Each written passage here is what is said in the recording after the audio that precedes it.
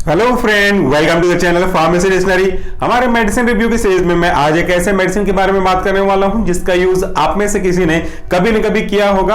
आप इस वीडियो में यह भी जान पाओगे कि इसका यूज हम कब करते हैं, क्यों करते हैं और सबसे अलग कि ये काम कैसे करता है और इससे जुड़ी हुई एक ऐसी चीज जिसका जानना आपके लिए बहुत जरूरी है। आज मैं बात करने वाला हूं एक ऐसे टैबलेट की जिसको ब्रांड नेम की अगर बात करो, जिससे आप पहचानते हो, जिससे आप परचेस करते हो, तो यह है एजी-सिप 500। एजी-सिप 500 में एजी-सिप उसके ब्रांड नेम और उसके जो एक्टिव कॉन्स्टिट्यूएंट है इनका मिला जुला नाम रिप्रेजेंट कर रहा है, जबकि इसके साथ में जो 500 लिखा है वो उसकी स्ट्रेंथ को, उसकी ताकत को, उसकी क्षमता को एमजी में रिप्रेजेंट कर रहा है। तो एजी-सिप में दो चीजें इंक्लूड की गई हैं, एजी रिप्रेजेंटिंग एजिथ्रोमाइसिन और सिप इसकी कंपनी यानी कि सिप्ला का पिछला हिस्सा दिखा रहा है। और 500 जैसा मैंने कहा कि ये कितनी सामर्थ्यता के साथ काम करता है, ये उसका रिप्रेजेंटेशन है। तो एक्चुअली में इस एजी-सिप 500 का असली कॉन्स्टिट्यूएंट जिसका यूज हम करते हैं या जिससे हमको एडवांटेज मिलता है वह है एजिथ्रोमाइसिन। ये एजिथ्रोमाइसिन या एजी-सिप कौन सी कैटेगरी में आता है? ये एंटीबायोटिक की कैटेगरी में आता है। आपने यूज तो किया, जैसा आपको बोला वैसा किया, और कभी कभार ऐसा भी हुआ कि जैसा बोला वैसा यूज नहीं किया, लेकिन आज आप ये जान जाओगे कि एक्चुअली में इसका रीजन क्या है कि हम इसको क्यों पूरा करते हैं। एजी-सिप यानी कि एजिथ्रोमाइसिन एंटीबायोटिक का एग्जांपल है, और एंटीबायोटिक कहने का मतलब होता है ऐसे मेडिसिन जो कि आपकी बॉडी में ग्रो कर रहे हैं बैक्टीरियल इंफेक्शन को दो तरीके से अफेक्ट करते हैं, या तो उसके ग्रोथ को स्टॉप करते हैं और दूसरा तरीका यह होता है कि उसको पूरी तरह से खत्म करते हैं। जो एंटीबायोटिक बैक्टीरिया की ग्रोथ को कम करता है, लेकिन याद रखिएगा कम करता है, खत्म पूरी तरह से नहीं करता, उसको हम बोलते हैं बैक्टीरियोस्टैटिक। स्टैटिक मतलब एक जगह पे रोक करके रखना, जबकि ऐसे एंटीबायोटिक जो बैक्टीरिया को पूरी तरह से खत्म कर देते हैं इन्हें हम कहते हैं बैक्टीरियोसिडल, या इसे कई बार प्रोनाउंसिएशन ऐसे करते हैं बैक्टीरियोसिडल।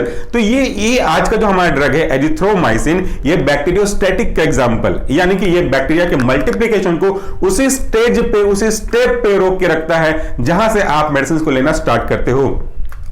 एंटीबायोटिक का यूज समझ में आ गया कि कैसे काम करते हैं। अब ये देखिए कि इसकी जरूरत क्यों पड़ती है।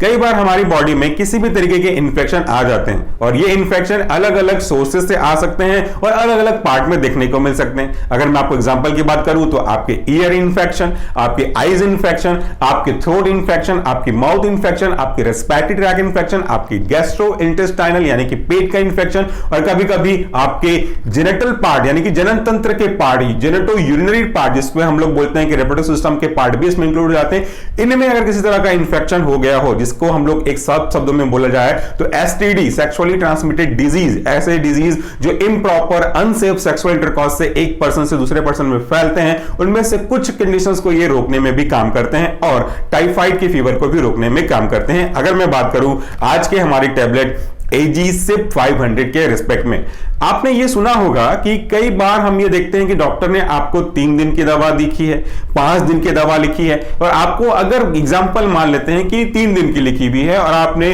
2 दिन लिया दवाइयों को और 2 दिन में आपको अच्छा लगने लगा, तो आप उसको लेना बंद कर देते हैं। सब तो ऐसा नहीं करते, लेकिन जो कोई भी अगर करता है तो वह ध्यान से सुनिएगा। मैं आपको दिखाता हूं एक रियल एग्जांपल। ये मेडिसिन परचेस किया गया था और इसके 3 पैक आते हैं।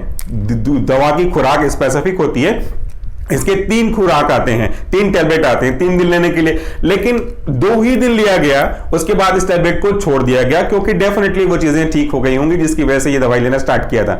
लेकिन ऐसा आपको कभी भी कहीं भी किसी भी ड्रग के साथ नहीं करना चाहिए, खास करके एंटीबायोटिक के रेस्पेक्ट में। अगर आपको 3 दिन का दवाई दिया गया है, अगर आपको 5 दिन का दवाई दिया गया है, तो आपको पूरा का पूरा कोर्स जो एक शेड्यूल है, एक रेजिमेंट है, इसको पूरा करना चाहिए। ऐसा करने से आपको पूरी तरह से सिक्योरिटी मिल सकती है कि आपकी जो प्रॉब्लम का रीजन है एक पर्टिकुलर बैक्टीरिया, वो अब आपकी बॉडी से इरिडिकेट हो चुका होगा। लेकिन अगर आपने 3 का 2 लिया, 5 का 3 या 4 लिया, पूरा कोर्स पूरा नहीं किया, तो इनके रीअकरेंस, रीलैप होने के चांसेस हो सकते हैं और वो प्रॉब्लम बहुत बड़ी प्रॉब्लम हो सकती है।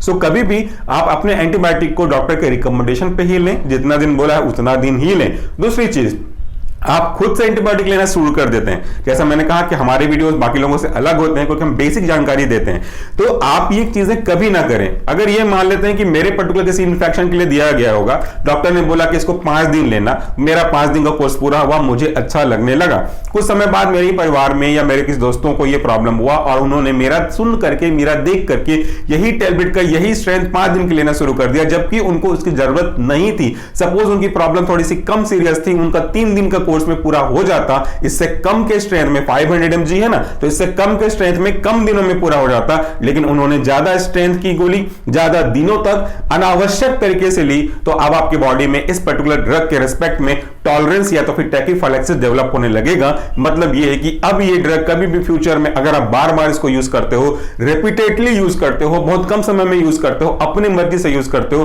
तो जब उसकी जरूरत पड़ेगी वाकई में, तब इस दवाई का ये स्ट्रेंथ आपको वो इफेक्ट नहीं देगा जो पहले दिया करता था। उसके लिए आपको जबरदस्ती स्ट्रेंथ बढ़ा करके लेना पड़ेगा। तो ये एक मेजर प्रॉब्लम जिसको बहुत कम लोग जानते हैं और बाकी चैनल में इसको अच्छे से एक्सप्लेन भी नहीं करते हैं।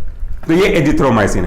अब सबसे खास बात कि एजिथ्रोमाइसिन या AGC 500 काम कैसे करता है। बड़ा इंटरेस्टिंग होगा ना ये जानना कि जिस दवाई को आप खा रहे हो वो आपके शरीर में फैल रहा है, बैक्टीरिया को खत्म कर रहा है, तो ये तो जान लिया जाए कि काम कैसे करता है। बहुत सिंपल तरीके से समझाऊंगा ताकि आप हर एक व्यक्ति, जनरल व्यक्ति भी समझ सके। हमारी बॉडी में जो बैक्टीरिया ग्रो कर रहा है, इसको थोड़ी देर के लिए बैक्टीरिया ना मानकर एक इंसान ही मान लीजिए। और अब ये सोचिए कि इंसान यानी कि आपको या मुझे जीवन जीने के लिए कई चीजों की आवश्यकता पड़ती है, खाना, पानी, हवा और बेसिक चीजों की जरूरत पड़ती है, तब हम सरवाइव करते हैं। अगर इनमें से कुछ वाइटल चीजों को आपसे मैं निकालना शुरू कर दूं, आपको खाना देना बंद कर दूं, तो आप कुछ समय तक जिंदा रह सकते हो। कुछ समय मतलब काफी दिनों तक, 10-15 दिन तक तो एटलीस्ट जिंदा रह ही सकते हो। आपको पानी देना बंद कर दूं तो हो सकता है कि आप थोड़ा दिन जियो, 2-4 दिन जी जाओ, लेकिन उसकी तुलना में, किसकी तुलना में, फूड की तुलना में थोड़ा कम। लेकिन अगर मैं आपसे कहूं कि मैं ऑक्सीजन देना बंद कर दूं, तो आपको दिन तो छोड़िए, घंटे तो छोड़िए, मिनटों में प्रॉब्लम होनी शुरू हो जाएगी। तो देखा आपने, जैसे आपके लिए जो चीजें जरूरी थी वो चीजें अगर ना दी जाए तो आपका प्रॉब्लम होना स्टार्ट करेगा। फूड ना दोगे तो सरवाइव करोगे, वो बैक्टीरिया स्टैटिक समझ में आएगा। ऑक्सीजन नहीं दोगे तो खत्म हो जाओगे, वो सेल काम करेगा। वैसे ही बैक्टीरिया को ग्रोथ करने के लिए, मल्टीप्लाई करने के लिए आवश्यकता होती है स्पेसिफिक चीजों की, इसमें प्रोटीन, एंजाइम, सेल वॉल्स के जो कंपोनेंट है प्रोडक्शन के पॉइंट ऑफ व्यू से अलग अलग होती है। ये जो हमारा ड्रग है आज का एजिथ्रोमाइसिन, ये उस बैक्टीरिया के प्रोटीन की सिंथेसिस के लिए स्पेसिफिक जो प्रोसेस है, ट्रांसलोकेशन और ट्रांसपेप्टाइडेशन, बेसिकली समझ लीजिए कि प्रोटीन सिंथेसिस, आपके लैंग्वेज में अगर बात करूं जनरल पब्लिक के हिसाब से, तो वो प्रोटीन सिंथेसिस के स्टेप को अफेक्ट कर देता है। और ये जो प्रोटीन है वो अलग अलग चीजों को पूरा करने में रिस्पॉन्सिबल होता है। कई बार एंजाइम, कई बार न्यूट्रिशन सब्सटेंस, कई बार रिसेप्टर्स, कई बार स्पेसिफिक जीन्स, या कई चीजों के रिस्पॉन्सिबल के लिए ये रिस्पॉन्सिबल होता है। तो आपने प्रोटीन को हटा दिया तो वो बैक्टीरिया ऑन द स्पॉट तो नहीं मरेगा, लेकिन धीरे धीरे धीरे उसकी जो आगे का मल्टीप्लिकेशन थी वो बंद हो जाएगी और उसका जो इरिडिकेशन था आपकी बॉडी में वो होना शुरू हो जाएगा और आपको उससे जो प्रॉब्लम हो रही थी वो प्रॉब्लम तो खत्म होनी शुरू हो जाएगी। तो ये कुछ स्पेसिफिक तरीके होते हैं जिनसे अलग अलग तरीके के एंटीबायोटिक काम करते हैं। हमने पूरी एंटीबायोटिक की सीरीज अपलोड कर रखी है हमारे मेन चैनल सोल्यूशन फार्मेसी पे, वहां पे भी आप आकर अगर जानकारी को इनहेंस करना चाहते हो, सिंपल शब्दों में समझाया जाता है, तो आप देख सकते हैं। तो आज के वीडियो के लिए इतना ही। जाते जाते एक संदेश देके जाऊंगा आपको, एंटीबायोटिक का यूज बहुत समझदारी से करना चाहिए, ना केवल एंटीबायोटिक बल्कि किसी भी दवाइयों का यूज समझदारी के साथ करना चाहिए। सेल्फ मेडिकेशन आपको टेम्पररी रिलीफ दे सकता है बट परमानेंट प्रॉब्लम में डाल सकता है। So never ever go for self medication. और जब कभी भी कोई भी डॉक्टर आपको आपकी ड्रग के, आपकी डिजीज के रेस्पेक्ट में दवाइयां देता है, तो वो आपके इंडिविजुअल प्रोफाइल पे डिपेंड करता है कि आपको प्रॉब्लम कितनी है, कब से है, सीवियरिटी कितनी है, उसका देखा देखी अगर आप किसी और के साथ करेंगे तो वो चीजें सेम नहीं हो सकती। इसलिए सेल्फ मेडिकेशन को ऑलवेज अवॉइड करिएगा। बाकी जो भी आपके डॉक्टर कहते हैं उसको पूरा करें। Thank you so much for watching this video again. Take care.